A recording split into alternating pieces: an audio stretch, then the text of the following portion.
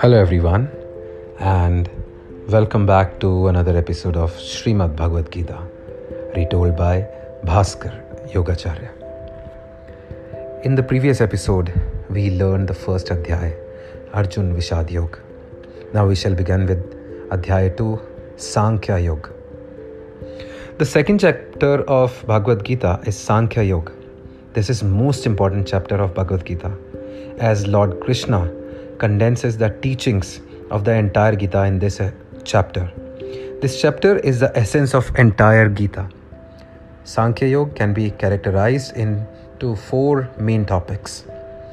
Arjuna completely surrenders himself to Lord Krishna and accepts his position as a disciple and Krishna as his guru. He requests Lord Krishna to guide him on how to dismiss his sorrow. Explanation of the main cause of all grief, which is ignorance of the true nature of self.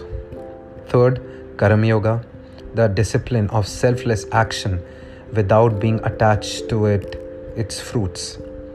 And the fourth, description of a perfect man, one whose mind is steady and one-pointed.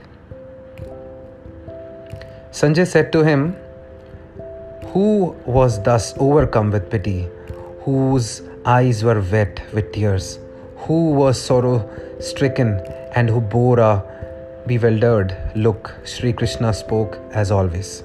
The Lord said, "Whence comes on you this despondency, O Arjuna, in this crisis? It is unift for a noble person. It is disgraceful and it obstructs one's attainment of heaven. Yield not to unmanliness, O Arjuna. It does not become you. Shake off this base faint-heartedness and arise, O scorcher of foes."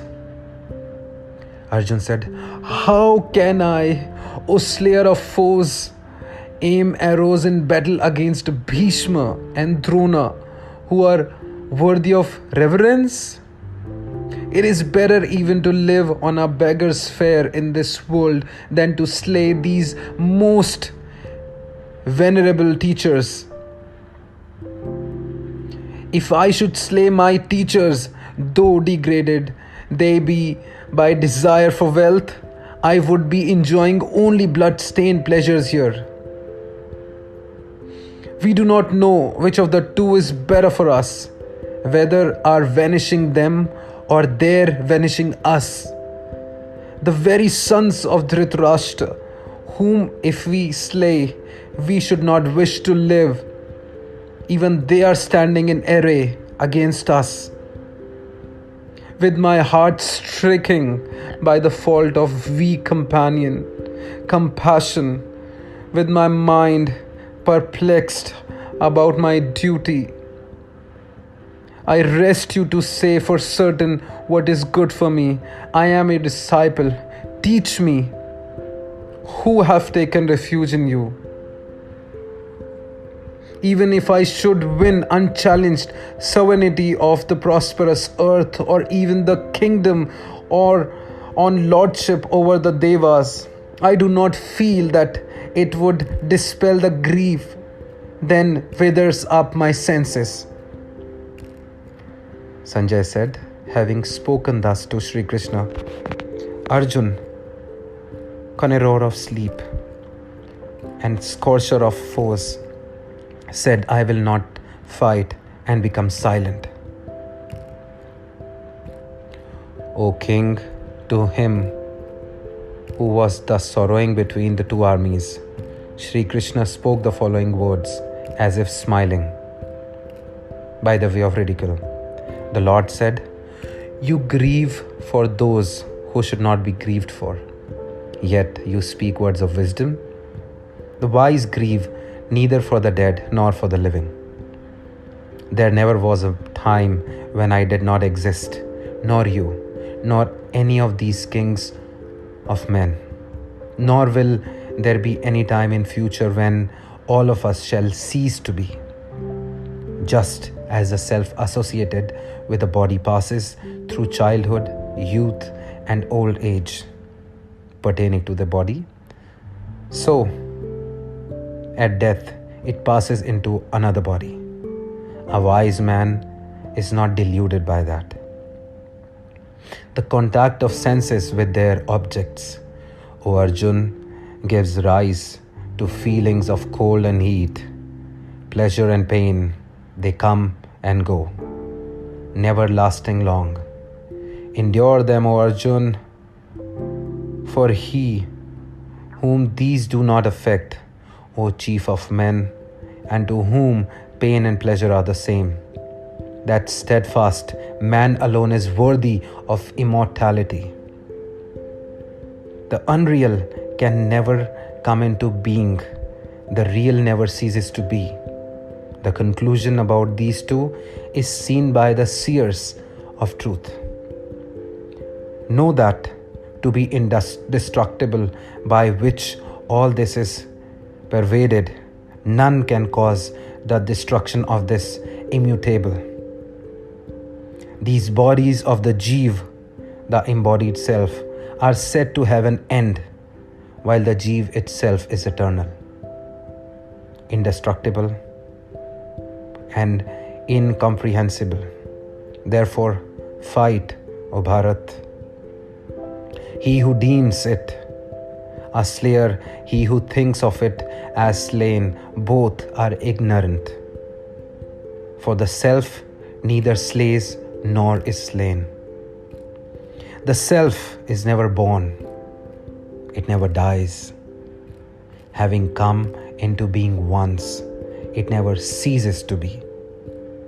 Unborn, eternal, abiding, primeval. It is not slain when the body is slain. He who knows this self to be indestructible, unborn, unchanging, and hence eternal, how and whom, O Arjun, does he cause to be killed, and whom he kill? As a man casts off worn out garments and puts on others that are new, so does the embodied self cast off its worn off bodies and enter into others that are new. Weapons do not cleave it, fire does not burn it, waters do not wet it, and wind does not dry it. It cannot be cleft, it cannot be burnt, it cannot be wetted, and it cannot be dried.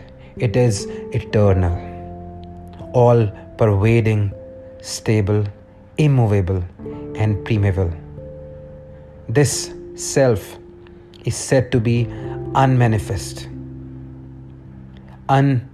inconceivable, and unchanging. Therefore, knowing it thus, it does not befit you to grieve.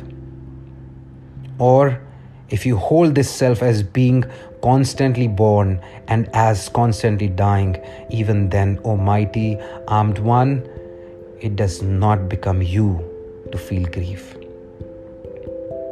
For death is certain for the born, and rebirth is certain for the dead. Therefore, you should not feel grief for what is inevitable. O Arjun, beings have an unknown beginning, unknown middle, and an unknown end. What is there to grieve over in this all? One looks upon this self as a wonder. Likewise, another speaks of it as a wonder. Still, another hears of it as a wonder. And even after hearing of it, one knows it not. The self in the body, O Arjun, is eternal and indestructible. This is so in the case of selves in our bodies. Therefore, it is not fit for you to feel grief for any being. Thank you so much for listening, everyone.